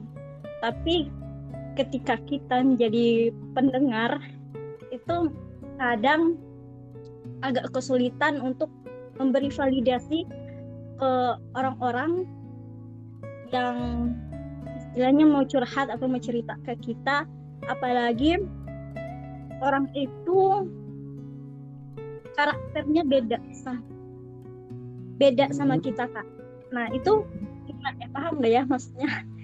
Paham nggak Kak pertanyaannya? Iya. Silakan. Nah, itu gimana Kak? Baik, memvalidasi itu gini. Maksudnya sesederhana kayak gini Kak Bel. Memvalidasi perasaan orang lain itu sederhana kayak kita itu berempati atau mengatakan kayak aku paham kok dengan apa yang kamu rasakan. Aku juga merasakan apa yang kamu rasakan. Kemudian kita jangan bilang kamu jangan, ketika dia lagi sedih, jangan kita katakan kamu jangan sedih ya. Boleh kayak oke, kamu nggak apa-apa kok kalau mau nangis. Memang ya wajar sih kalau kamu sedih. Jadi kayak ketika memang dia ada perasaan itu, nggak apa-apa kamu validasi. Selama tadi dia mengekspresikannya dengan cara yang benar. Dan setiap orang aku rasa akan semua sama kayak gitu. Jadi ketika dia lagi sedih, lagi pengen cerita ya dengarkan, kemudian validasi perasaan dia ya. Aku tahu apa yang kamu rasakan, insya Allah ini baik-baik aja ya. Dan kamu ceritamu, kalau mau cerita aja nggak apa-apa. Aku temenin kamu. Jadi lebih kepada kayak kita tuh berempati, kita mengerti perasaannya, kemudian kita tidak denial dengan perasaan yang dia ada. Itu validasi itu maknanya seperti itu. Kak boleh menanggapi nggak? Boleh. Kalau misalkan yang dijawab sama kakak tadi validasi perasaannya aku ngerti kok apa yang kamu rasain, tapi kalau misalkan beda kasusnya beda-beda, misal kayak pernikahan tadi misalnya Kak, nah itu kan gimana kalau dia ngomong kamu mana paham soalnya kamu kan belum nikah, nah itu gimana jawabnya? Gini aja, iya aku belum menikah, tapi rasa sedih yang kamu rasakan hari ini aku tahu kok gimana rasanya dikecewakan misalnya. Kan misalkan dia sedih, dia nikah, kemudian dia mungkin dikecewakan atau merasa kecewa, itu kan perasaan umum, setiap orang bisa merasakan kekecewaan atau rasa sedih atau rasa marah atau rasa cemburu, semua orang tuh pernah ngerasain itu. Tinggal kamu validasi perasaan yang dia ingin divalidasi. Kayak mungkin dia kecewa sama suaminya, iya ya kan kecewa yang mudah apa namanya, aku juga pernah mengalami fase-fase itu dan lain-lain. Jadi kan ada perasaan-perasaan umum yang membuat dia sakit hati. Memang secara spesifik kasusnya beda, tapi perasaannya kan bisa jadi sama. Entah kecewa, entah sedih, entah nangis, entah bahagia. Gitu. Nah, kalau misalkan validasi ke pujian terus-menerus itu baik nggak? Nggak. Itu kan ini kalau pujian tuh gini, validasi pujian itu di satu sisi ketika orang yang dipuji itu bisa kontrol itu bagus, tapi kebanyakan sih orang nggak bisa kontrol ya ketika dipuji, susah memang. Itu ketika memang orang itu bagus ya kita katakan bagus wajarnya. Kalau memang orang itu salah ataupun ada kekurangan sampaikan saja. Jadi nggak perlu kalau orang itu ada kekurangan terus kita sampaikan kelebihan. Bagus enggak, kayak bilang aja kamu bagus hari ini, cuman kamu ada kurang loh di sini gitu. Tinggal penyampaian kita saja. Nah ketika takutnya apalagi ke anak-anak, pola asuh yang terus memuji anak itu meskipun dia salah, meskipun dia keliru, itu akan timbul sifat narsistik gitu. Pada akhirnya akan menimbulkan perasaan kayak ketika dia tidak dipuji atau ketika dia gagal, dia akan merasa gagal banget dan dia akan merasa jatuh. Padahal kan kesalahan, kekeliruan itu hampir sama aja gitu ya. Bukan sama aja, setiap orang itu merasakan, manusiawi begitu. Ketika memang orang itu keliru ya sampaikan, kalau memang itu benar ya sampaikan. Sesuai aja, nggak usah dilebih-lebihkan dan nggak usah gitu. Tapi Kak gini Kak, kalau misalkan dalam kasus gini gimana Kak? Saya itu pernah nemuin satu orang gitu ya. Terus saya nih bukan mengkritik sih, tapi kayak lebih ngomong ini cocok deh untuk kamu karena ini begini. Tapi dia ngerasa terhina gara-gara dia merasa kayak kamu menghina aku ya, keluarga aku, ibu aku, suami aku dan yang lain. teman-temannya itu selalu muji aku. Dari dulu aku selalu dipuji cantik, aku selalu dipuji ini, kata dia kan. Nah, terus saya bingung, ada nggak kejadian kayak itu ada hubungannya nggak sih Kak sama psikologis gitu? Bisa dikasih paham gitu nggak? Nah, Itu saya tuh ketika kayak gini. ngerasa, bentar, maaf ya Kak, saya potong ya Kak. Saya tuh kayak ngerasa kok malah kayak dia tuh kebawa ya gitu. Kebawanya tuh nggak mau mendapat kritikan, selalu ingin dipuji cantik, dipuji hebat, dipuji baik, kayak gitu loh Kak. Jadi mau nasehatinya pun agak susah gitu saya sebagai orang terdekat. Itu gimana sih Kak cara kita sebagai orang terdekat dia menasehati, karena lingkungan dia ya, kalau misalkan dia selalu dipuji kan ketika mendapatkan kritikan jadi down guys, itu ya sih Kak. Ya, ada yang istilahnya kan ini star syndrome ya. Ketika banyak orang yang muji, tapi ketika dikritik dia down, dia ngerasa egonya itu terpatahkan. Nah itu memang gak bagus ya kayak gitu. Nah kamu sebagai seorang terdekat, kamu juga harus menyampaikan itu bukan langsung kritiknya, tapi sampaikan. Misalkan namanya Dina loh, namanya manusia itu nggak selamanya bagus. Selama namanya manusia itu pasti ada titik salahnya, ada titik kelirunya. Jadi kalau ada orang nasihatin kamu atau orang ngasih masukan, itu nggak boleh loh kita tolak. Kalau memang ada benar teman-teman, ada orang yang memang mentalnya itu anti kritik. Mental anti kritik itu banyak. Senangnya dipuji tapi dikritik nggak mau. Itu nggak boleh kayak gitu. Jadi gitu Kak, ketika menasehatinya itu bukan ketika dia melakukan kesalahan atau ada hal yang nggak baik terus kamu sampaikan kritik, tidak. Tapi dari awal kamu harus memahamkan, Dina lagi ngobrol santai atau sambil makan seblak, ngobrol-ngobrol terus masukin omongannya itu kayak, Dina nggak semua orang itu sempurna loh, nggak ada orang yang sempurna. Bahkan ketika kita salah, ketika kita keliru, itu wajar, itu manusiawi. Jadi ketika ada orang yang ngasih masukan, itu bukan berarti kita buruk, tidak. Tapi memang kita ada satu hal yang kurang baik dan perlu diluruskan. Aku pernah itu ngalamin ketika aku pernah ngisi di salah satu tempat, itu ada Babe Teddy pada saat itu. Aku salah guys, aku keliru menyampaikan harusnya Nabi Yunus gitu. Tapi aku sampaikan Nabi yang lain nih. Ketika setelah acara, Mas Fajar apa katanya dia bilang, jadi ada yang salah ya. Aku diem, oh iya, ada yang salah di bagian apa gue? Bagian ini. Diem aku. Terus kata dia itu udah kayak langsung menyadarkan aku, karena aku tipe orangnya kalau udah salah ngelakuin sesuatu itu kayak kepikiran terus dan rasa bersalah sekali. Dia tahu banget rasa. Jadi ketika itu dia bilang, iya salah, keliru, harusnya Nabi ini. Oh iya, aku bilang gitu. Nggak apa-apa kata dia. Masih manusia kan? Keliru wajar, lupa. Dia rehat. Karena saya tahu aku mungkin beberapa kali bareng sama dia, ketika aku minta salah itu benar-benar kayak jam seharian atau di kendaraan tuh akan diem aja, nggak mood. Itu biasanya kayak gitu. Dan dia udah memberikan defense dulu kayak, masih manusia kan ya? Wajar kalau keliru, manusia. Nah jadi kayak gitu, harus benar-benar dipahamkan dari awal tentang manusia itu yang nggak ada yang sempurna. Jadi kita nggak boleh anti kritik. Itu Kabel.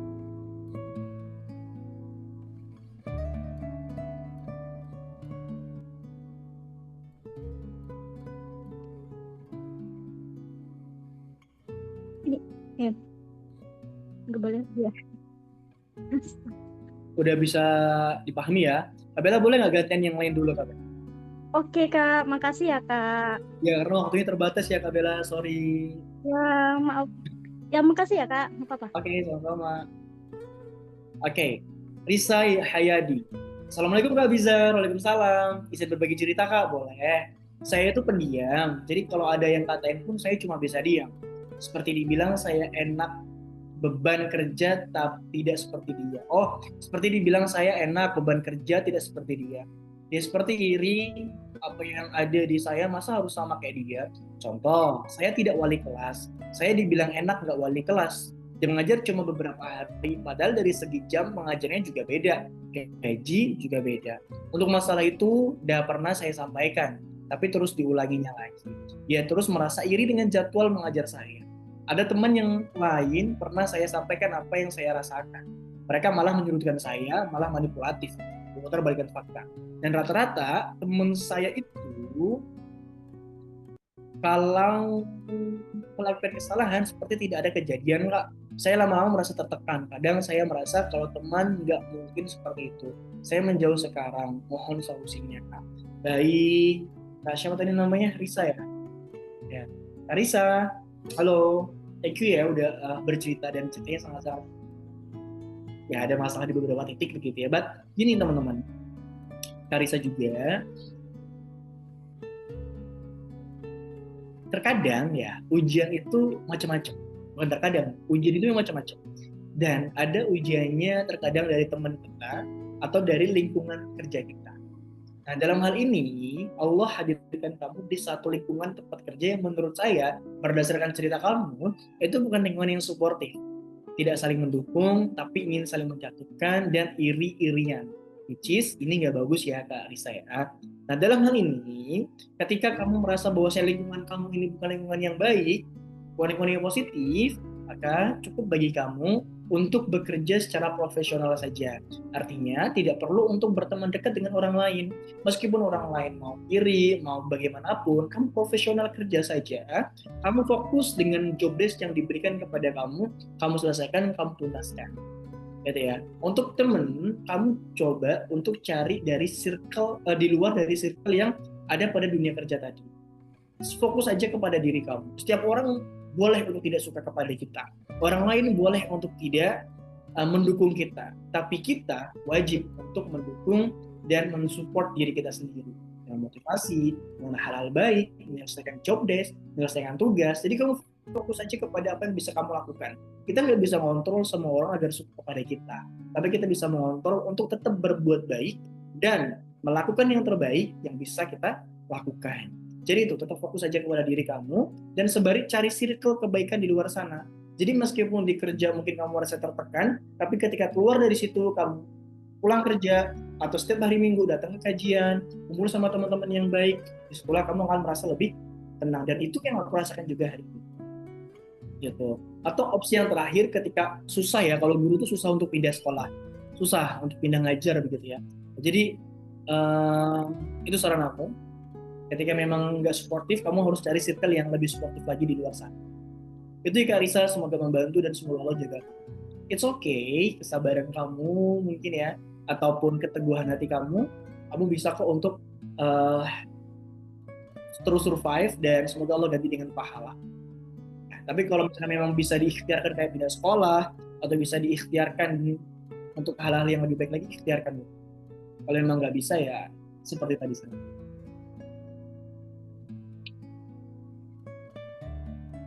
Kak, maaf belum bisa on mic. Tapi mau bertanya, pertanyaannya itu ialah kita kan harus bisa berempati, jadi pendengar yang baik, dan orang tersebut minta saran. Dalam konteks ini, saya kesulitan dalam merangkai kata yang itu nggak bikin dia tersudutkan dan lain-lain. Alurnya tadi kan harus bangun koneksi sebelum koneksi ya. Betul, saya sudah tahu tentang sedikit banyaknya hidupnya, tapi saya baru tahu dari satu sudut pandang dia aja. Saya tidak tahu sudut pandang orang lainnya seperti akunya dan lain-lain. Saya harus bagaimana? Kalimat yang baiknya gimana? Kasih kakak. Baik. Jadi ketika kita memang kayak gitu, rata-rata ketika kita mendengarkan cerita orang lain, itu kan kita nggak tahu ya sudut pandang orang lain seperti apa. Nah maka kita itu coba ya untuk menjadi pendengar yang aktif, bukan pendengar yang pasif. Pendengar yang aktif itu seperti apa? Ketika dia bercerita, kita coba pancing dengan pertanyaan-pertanyaan sederhana yang bisa terus mengulik-ngulik tentang apa yang terjadi sebenarnya. Itu biasa yang saya lakukan. Jadi kakak akan oh begini, kok bisa kayak gitu, kok bisa ya, ini gimana nih bisa terjadi, terus gimana respon orang tua kamu gitu misalkan.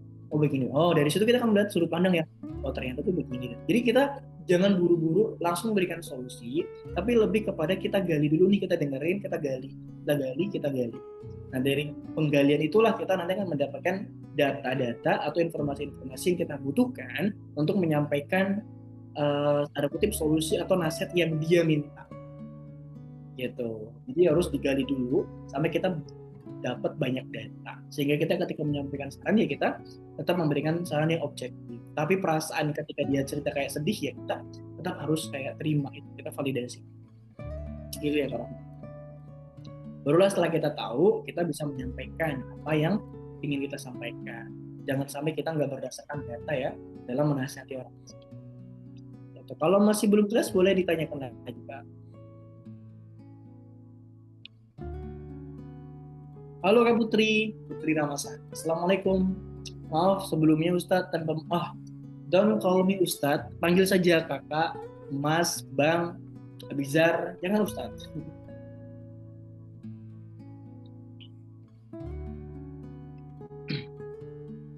Baik, izin bertanya, saya pernah punya pengalaman pribadi. Dulu saya dekat dengan seseorang yang kemudian memutuskan untuk berhijrah. Awalnya saya merasa sangat kehilangan dan sulit menerima perubahan itu. Tapi seiring waktu, alhamdulillah saya belajar ikhlas dan kini saya justru merasakan bahwa Allah itu maha baik dalam setiap rencananya.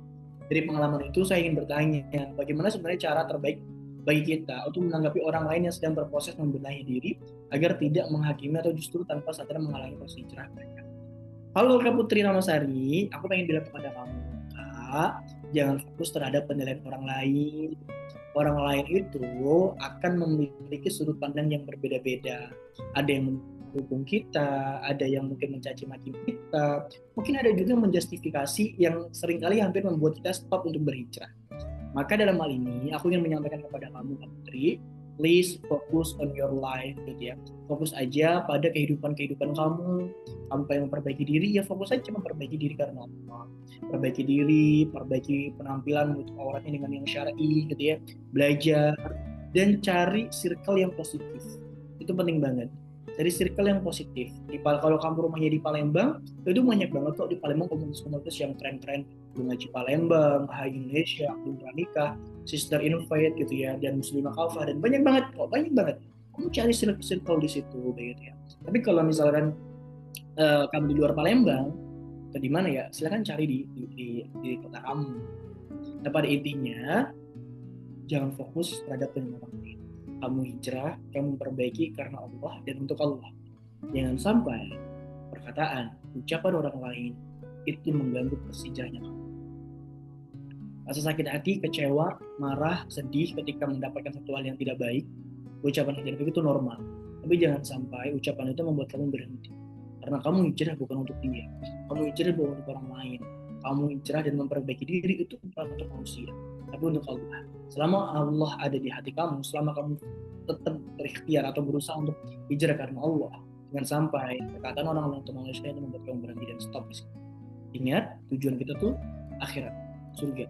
Tujuan kita ridho Allah, bukan ridho manusia. So, fokus on your life, fokus ya memperbaiki diri, gak usah membanding-bandingkan, dan nggak usah didengarkan apa perkataan orang lain yang menyakitkan. Kalau ada nasihat ya kita terima. Kalau misalkan hanya sekedar cacian makian, lebih baik abaikan. Ya semua hal harus kita tanggung. Itu ya Kak Putri.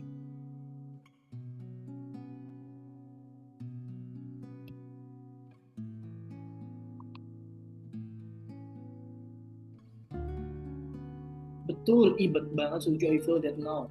Berarti ulik dulu ya Kak, karena saya merasa nggak bisa nih kalau dari, betul, harus diulik dulu. Itu apa ya, ada namanya observasi sih dari psikolog. Dia pernah cerita, setelah dia cerita saya baru tahu sudut pandang lain. Simpulan yang saya dapatkan itu ialah ternyata dia kesepian dan main. Di satu sisi rumah yang katanya rumah itu nggak pernah jadi rumah baik, dan saya juga melihat kalau emosionalnya pun belum stabil, saya suka sedih. Jadi harus dikulik dulu. Jadi jangan langsung tutup poin ketika kita belum mengerti tentang apa yang dia rasakan. Kulik dulu aja. Kadang observasi itu teman-teman nggak butuh satu hari loh kamu. Kadang bisa berhari-hari, bisa berkali-kali. Ya serius. Jadi sampai data yang kita dapetin valid, banyak, cukup, baru kita bisa memberikan solusi. Makasih Kak Bizar, terharu. Halo Karisa, nggak apa-apa. Ya, santai aja. Terus nangis. Bukan gak usah nangis, gak usah berterima kasih sampai segitunya, biasa saja. Semoga Ayu, terima kasih Kak, sama Mohon Karisa, semoga Allah berkahi, amin. Semoga juga Kak Roh, terima kasih Kak.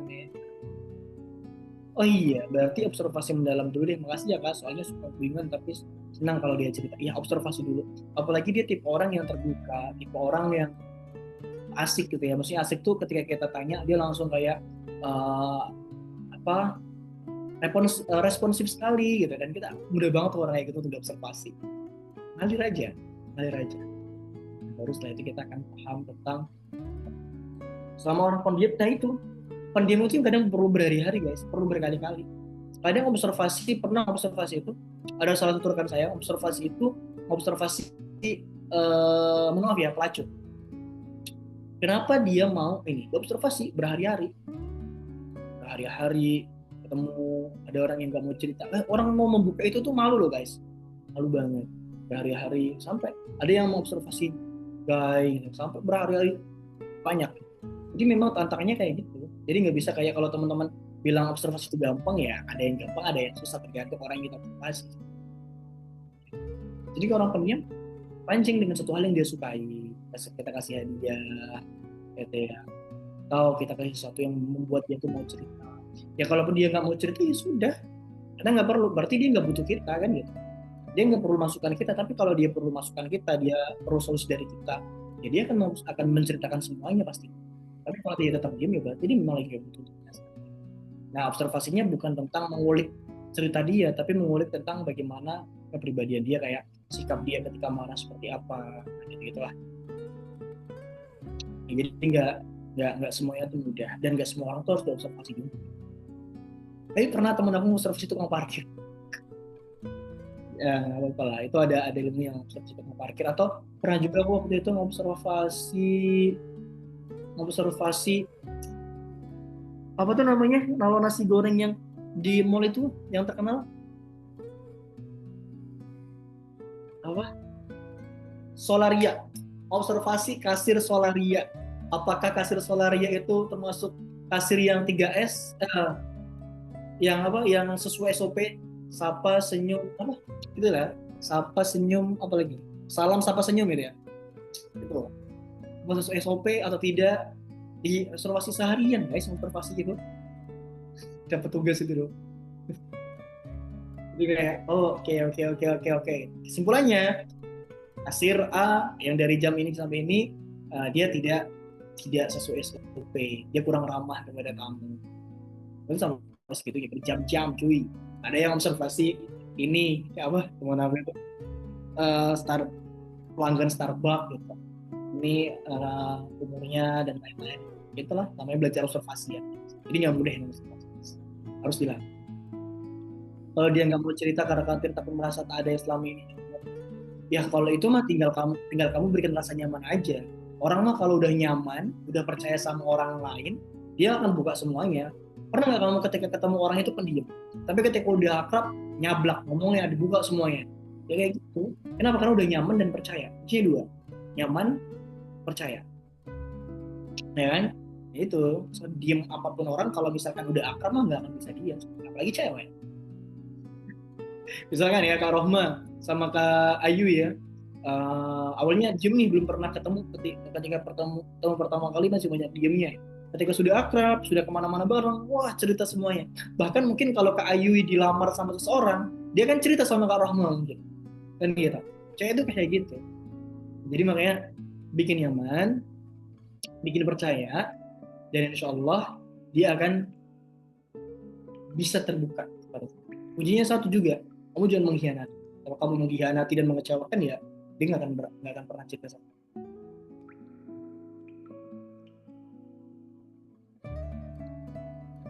Iya Kak, betul nih, mau itu Kak sama Tejian sama Mbak Nurul dia pengen. Aku ikut-ikutan ya. Oke guys, gimana? Kita udah jam 21.23 nih. Apa pelajaran yang kalian bisa ambil di pertemuan malam hari ini? Tulis di kolom komentar apa pelajaran yang bisa kalian ambil dan insight apa yang bisa kalian dapatkan. Tulis di komentar, tulis di story, and then tag Hai Indonesia dan tag Abizar Albiru. Which is segmen ini adalah segmen yang aku nanti setiap pekan, karena kalian akan mendapatkan fakta-fakta yang out of the box dari kebiasaan masyarakat gitu ya. Aku suka banget segmen ini. Let's go. Bagaimana? Apa yang kalian dapatkan? Apa yang kalian rasakan? Dan bagaimana untuk kelas malam hari ini? Seru Kak, banyak insight-nya, keren, walaupun catatannya acak-acakan banget daging gua pisau. Oke, gak apa-apa. Nanti tinggal dirapikan aja kan Kak. Banyak banget Kak, luar biasa. Mirip kelas belajar, tenang Kak. Alhamdulillah. Oh, mirip kelas belajar tenang. Iya Kak. Lebih seru. Tapi sebenarnya gini, aku tuh benar diri ini teman-teman. Salah satu ciri khasnya gitu yang aku bikin tuh adalah akan ada beberapa poin yang itu bertentangan dengan kebiasaan masyarakat. Ya, karena ingat ya, rumus standar kebenaran itu bukan paling banyak yang setuju, tapi tentang seberapa kuat dan seberapa berkualitas argumentasi yang disampaikan. Ya, Warga Gaza pasti ngomongin itu bahwa kedudukan itu bukan sakit tentang kita betul sekali. Gimana kelas malam hari ini guys? Aku pengen dengar dari teman-teman. Aku setiap Zoom selalu hadir, semoga bisa nambah wawasan. Oke, aku tuh pengen sampai 100 episode. Jadi segmen khusus di YouTube gitu, di YouTube-nya Hai Indonesia. 100 episode. 1000 Kak, waduh. Berat guys. Aku akan coba belajar. Di sini aku juga belajar guys. Selain belajar tentang insight gitu ya, aku tuh belajar tentang menyederhanakan bahasa-bahasa. Jadi biar dicerna. Kenapa harus 100? Kalau gue pengen aja 100. Kalau 200 bisa 200, alhamdulillah. Bisa 1000, wah masa alhamdulillah. Kan ini ada rekamannya, ada rekamannya. Jadi Karissa, ini ada rekamannya. Jadi kalau kamu mau dengerin yang pertanyaan kamu tadi, biar lebih tenang, bisa diputar ulang. Ada rekamannya. Nah bahasanya ini yang suka mudah dipahami dan kakak sedang belajar. Ya belajar mudah dipahami dan relate dengan teman-teman gitu, sehingga teman-teman tuh bisa belajar kayak oh ternyata aku tuh salah loh kalau kayak gini. Ini gitu deh. Rekamannya di mana kak? Di YouTube-nya Hai Indonesia. Nanti akan di-share di grup seperti biasa. Oke, besok sih kayaknya akan di-share. Oke, 4 menit lagi. Dia baca tentang teman yang oh iya, dibaca itu teman-teman. Mohon maaf, harusnya bulan ini jalan, tapi qadarullah beberapa bulan terakhir ini Yung Praka itu sedang diuji. Ya salah satunya adalah diuji dengan sakit ya, sampai kemarin beliau beberapa hari dirawat di rumah sakit. Jadi mohon doanya ya teman-teman untuk Yung Praka. Kan teman-teman mungkin udah agak notice ya, Yung Praka kok beberapa minggu ini nggak main sepeda, biasanya kan hampir tiap hari tuh main sepeda, ya kan? Sekarang nggak pernah main sepeda. Nah sepeda itu sebenarnya dia itu sedang fase pemulihan dan sekarang dia ternyata sakit lagi. Ya, jadi bukan beneran tumbang, vakum, doakan saja bisa kembali lagi. Ya Allah syafaqallah Yung, ya Yung nggak ada posting sedih ya. Jadi tadi lihat gitu. Dia sekarang baru pulang ke Palembang kemarin beberapa hari, seminggu atau 2 minggu gitu di kampung. Jadi dia mau lagi sedikit. Doakan ya. Oke teman-teman, thank you untuk malam hari ini. Ada 3 menit lagi, ada yang mau disampaikan? Ada yang mau ditanyakan? Masih ada 2 menit lagi. Apakah ada?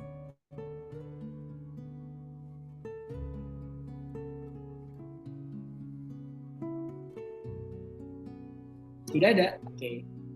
Itu di atas dulu. Apa yang menjawab? Apa? Mana yang menjawab? Rekamannya di mana? Di YouTube. Ada.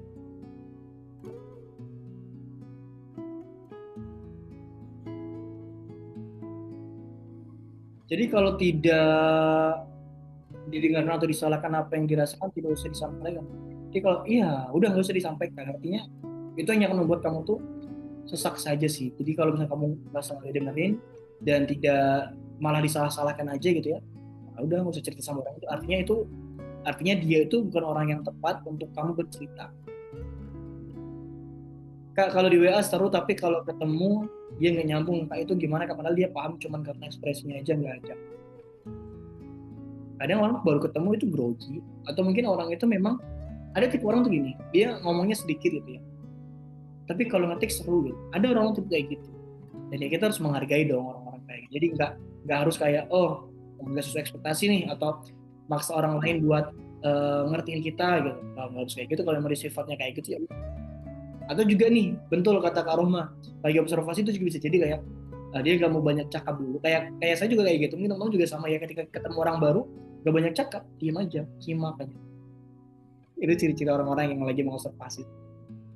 Kalau ngerasa oh ini klik nih, oh ini cocok nih, oh ini bisa dipercaya nih, baru kita bisa lebih open. Thank you Kak Rahma, pengamat ya. Ya mungkin di awal setiap orang kebanyakan kayak gitu. Oke teman-teman, thank you ya, udah 21.30 dan selamat beristirahat. Thank you untuk malam hari ini. Sekali lagi terima kasih Kamsahamnida gitu ya. Sampai ketemu di pekan depan. Pekan depan kita ketemu lagi di segmen ini Benah Diri episode 3.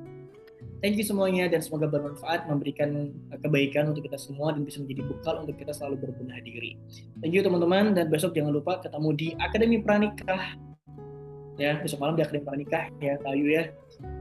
Bahas tentang percintaan tentunya. Aku saat ini lagi senang baca buku percintaan. Bukan senang sih guys, lebih kayak agak terpaksa saja mempelajari itu dari banyak sudut pandang. Yang biasanya cinta itu dari segi neuroscience, gitu, dari segi otak, biasanya belajar dari segi manusia. Sekarang aku mempelajari itu dari segi kata-kata para pujangga. Gitu. Jadi banyak kata-kata yang sangat romantis ya. Kayak gitulah pokoknya. Tapi nggak apa-apa. Itu belajar ya supaya aku lebih lebih lebay gitu dalam bahas cinta seperti itu. Oke, thank you semuanya dan selamat beristirahat. Kita tutup dengan istighfar 3 kali, astagfirullahaladzim, astagfirullahaladzim, astagfirullahaladzim, dan ditutup dengan doa kafaratul majelis.